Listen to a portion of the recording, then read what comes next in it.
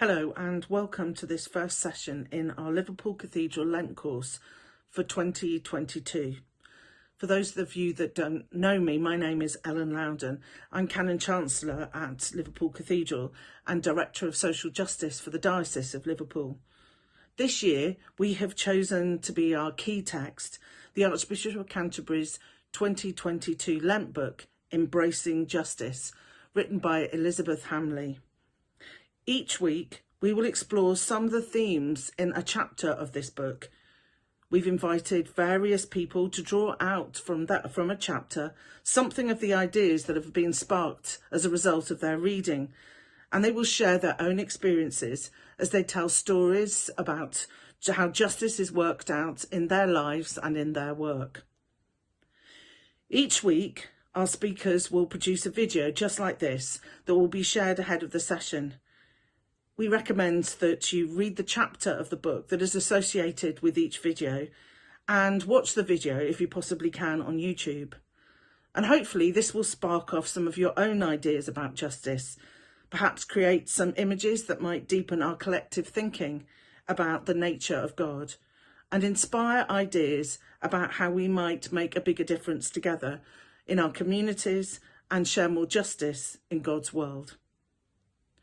In this session, we will be thinking about what Isabelle Hamley refers to as original justice. That is, what God's intention is for the way that we live together, how we share our common life, and how we hold justice for ourselves, and how this is reflected in the way that we care for our world and seek justice, live out kindness, and walk humbly with God. I want to start by thinking about perspective.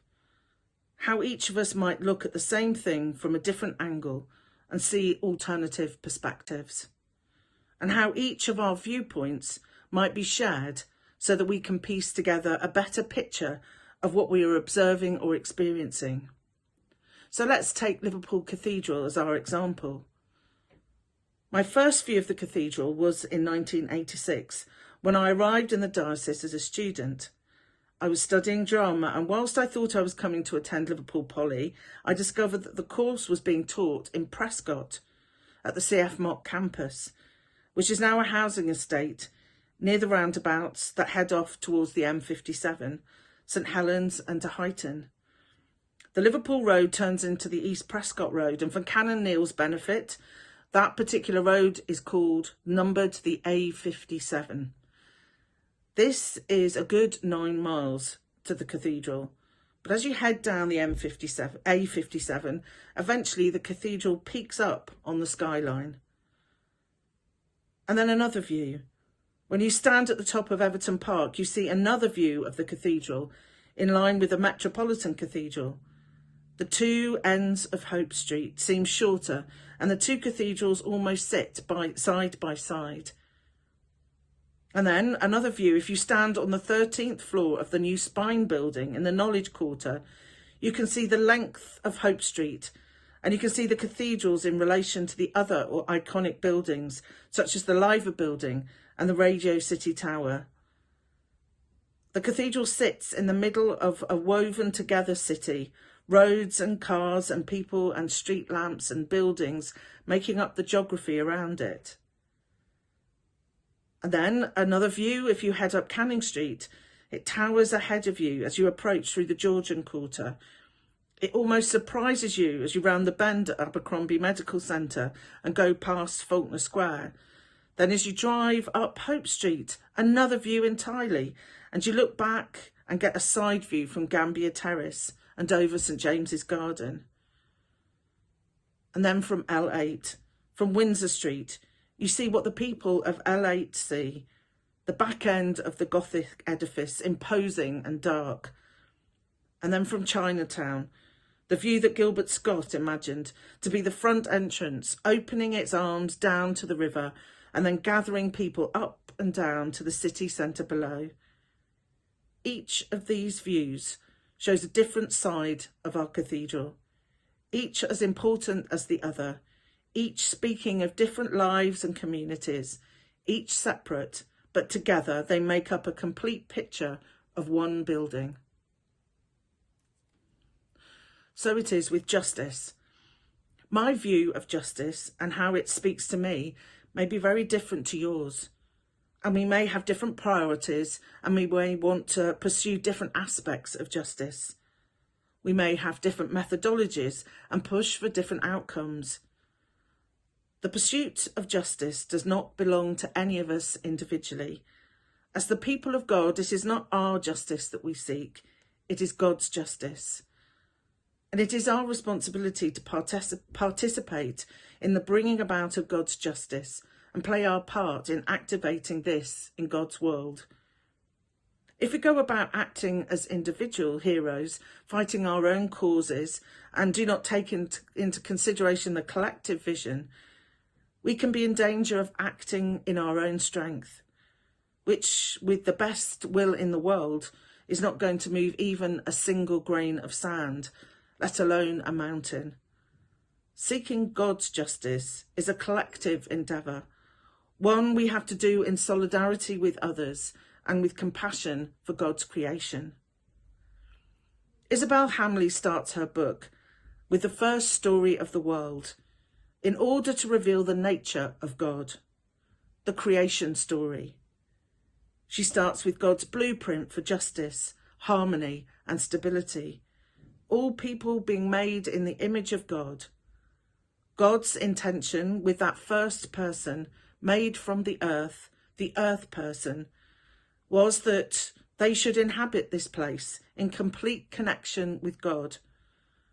When no fitting companion was found in each of the animals, then a partner was formed from the earth person to complement the first.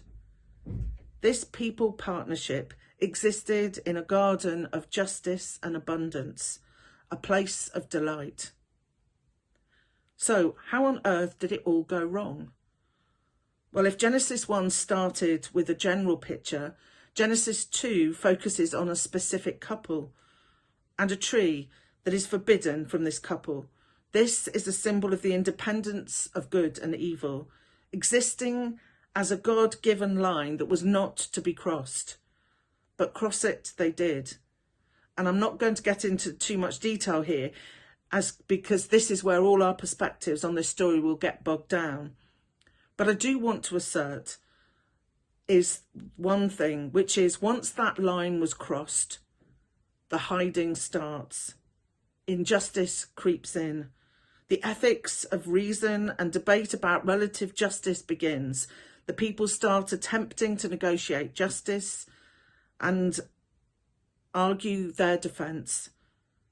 And it all starts to become a matter of perspective. My story against yours, my justice in relation to yours. And enmity between creation and people begins. And between genders and sexuality kick in. Doubts about God's love, for God's justice and for God's people creeps in to all those broken places. And slowly, the distance between God's justice, that of seeing the complete picture, becomes broken into fragments, and the people can see only fragments and can see only things from their own point of view. I want to show you a picture that sat above my desk since I was a student. This picture has come with me since I arrived in Liverpool, and this image encapsulates the story of the people of God, from the perfection of God's kingdom of justice in creation, through what we call the fall and separation of God from people, from interdependence with creation, with each other and with God, into the breakdown of personal relationships, carelessness with creation and separation from God. This picture shows people having to toil the land, people becoming enslaved to each other, destroying cultures, stepping over each other to survive. In this picture, we see the cruelty of people as they gather for war, making weapons and beating and bombing each other. We also see depicted the many attempts of God to bring us back to justice and mercy, and to walk humbly alongside God, and to realign creation to order.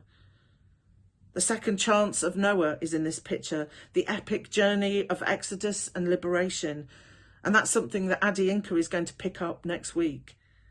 The adapting plan that led to the formation of the law and the work of the prophets are all in this picture. And Chris will take up that in the following week.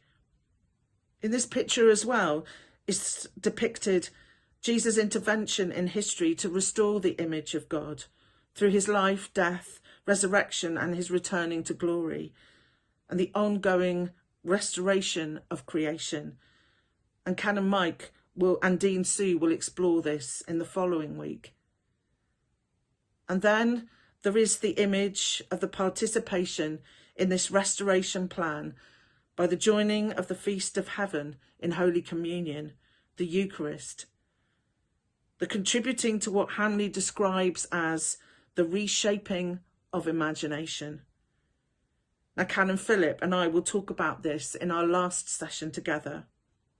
All of this is in this picture, which is why I wanted to show it to you. So as we look back at this picture, I want us to look into this and think about what we see here. What is your perspective? What are you focusing on as you look into this picture? What does this image throw up for you in relation to the way in which the Bible describes God's intended justice? What about the breakdown of this justice? What does this picture make you feel that you want to do to enact justice today?